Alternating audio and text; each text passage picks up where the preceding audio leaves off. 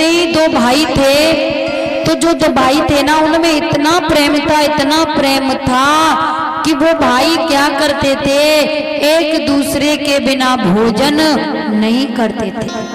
और जहाँ कहीं भी जाते थे तो दोनों भाई मिल करके जाते थे। मतलब जो भी काम करते थे वो एक दूसरे के बिना नहीं करते थे। लेकिन आगे चल कर के क्या हुआ, जब उनमें से दोनों भाइयों का विवाह हो जाता है, जब विवाह हुआ तो जब अलग अलग खानदान की आई तो अब तो लड़ाई झगड़ा पैदा हो गया। जो छोटा वाला भाई था वो बड़े वाले भाई के साथ नहीं बैठ सकता था और बड़ा वाला भाई छोटे भाई के साथ नहीं बैठ सकता था, क्योंकि देवरानी जेठानी में इतनी अब तो बैर भाव है। जेठानी कहती है, बच्चों से कहने लगी, बच्चों को समझाने लगी, कहने लगी जो तुम्हारी चाची है ना ये बहुत खराब है, हाँ ये लड़ाई झगड़े करने वाली है, इसने तो जब से आई है तब से हमें एक आंख नहीं देखा है और हमें कभी इसने रोटी करके नहीं खिलाई। और मैंने तेरे चाचा को कम से कम 10-12 वर्ष तक करके खिलाया था। ये क्या भर दिया, मन मुटाव भर दिया बच्चों के अंदर। छोटी वाली कहने लगी, बेटा अपने बच्चों से कहने लगी कि जो तुम्हारी ताई है ना, मैं जब से घर में आई हूँ देरी पर पैर रखा है तब से इसने मुझे चैन की रोटी खाने नहीं दी। इस प्रकार से संतान के अंदर बैर भाव भर गया। जैसा कि माता पिता जैसे बच्चों को समझाएंगे, जैसे शिक्षा देंगे, बच्चा भी वैसे ही सीखेगा। कभी घर के लड़ाई झगड़े जो होते हैं कभी हमें अपनी संतान को बताने नहीं चाहिए।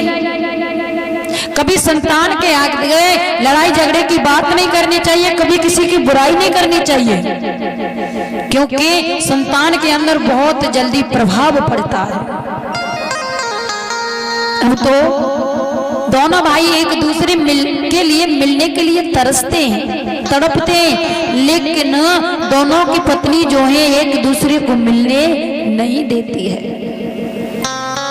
आगे चल कर के क्या हुआ, आगे चल कर के जो बड़ा भाई था वो मर जाता है।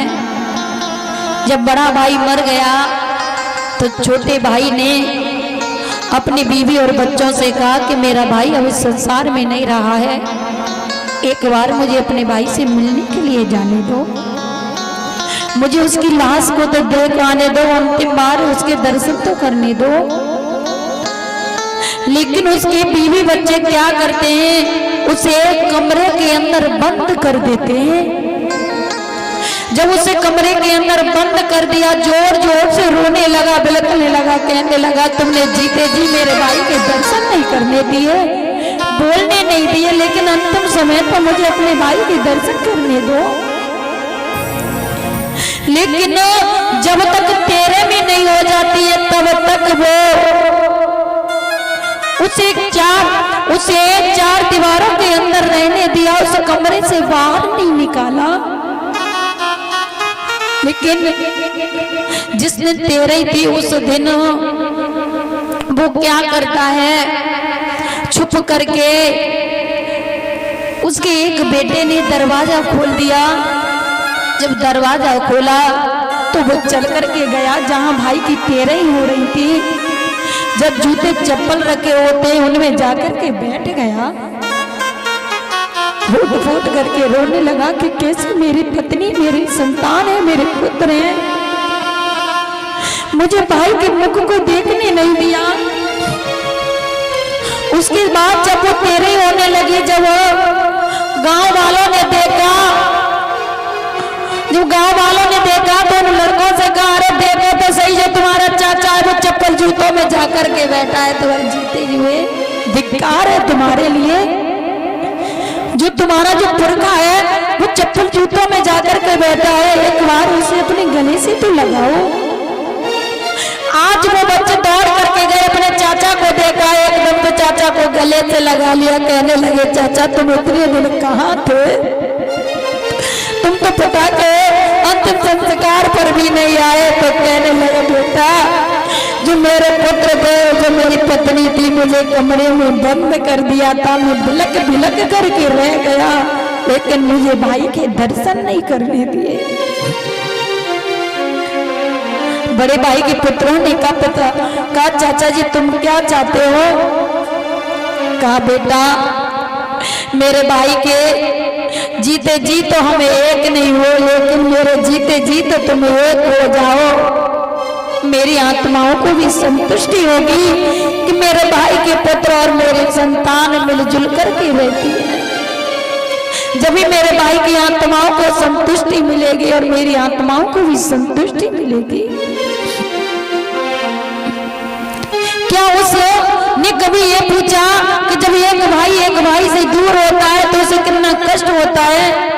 यदि तुम्हारा भाई तुम्हारे भाई से बिछुड़ जाए तो तुम्हें कितना कष्ट होता है, लेकिन वही तुम्हारा पति यदि अपने भाई से बिछुड़ जाए तो तुम्हें कष्ट क्यों नहीं होता है? कभी सोच करके देखा है? कभी नहीं देखा होगा। कभी माताओं में ऐसा नहीं करना चाहिए।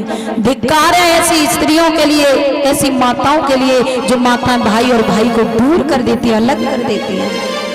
ऐसी माताओं को तो चुल्लू भर कुएं में डूब करके, पानी में डूब करके मर जाना चाहिए, जो परिवार में मिलजुल करके एकता नहीं बनाती है। देखिए लड़ाई झगड़ा होता है, लेकिन उसका समाधान करो, बताओ क्या बात है क्या बात नहीं है। क्योंकि देखिए जब चार बर्तन होते हैं, बासन होते हैं, तो वो खटकते, लड़ाई झगड़ा हर जगह होता है, लेकिन हर चीज का समाधान भी होता है। एक दूसरे की बात सुनो समझो, जब भी परिवार चलता है। लेकिन अहम बैठा होगा, अहंकार बैठा होगा तो परिवार चल सकता नहीं है, उस परिवार का सर्वनाश हो जाता है। लेकिन द्वारकाधीश का तो बहुत बड़ा परिवार है, तनिक भी कलह नहीं है, तनिक भी कलेश नहीं है परिवार में, मिलजुल करके रहते हैं। रामायण का पाठ कर रहे हैं, लेकिन भाई से जमीन के पीछे कोर्ट कचहरी जा रही है। क्यों? क्या फायदा ऐसे रामायण पढ़ने से? क्या रामायण को पढ़ा था तो रामायण में देखा था जो भाई भरत है, भरत ने राजगद्दी को छोड़ दिया अपने भाई के लिए, चरण खराब रख दिए थे।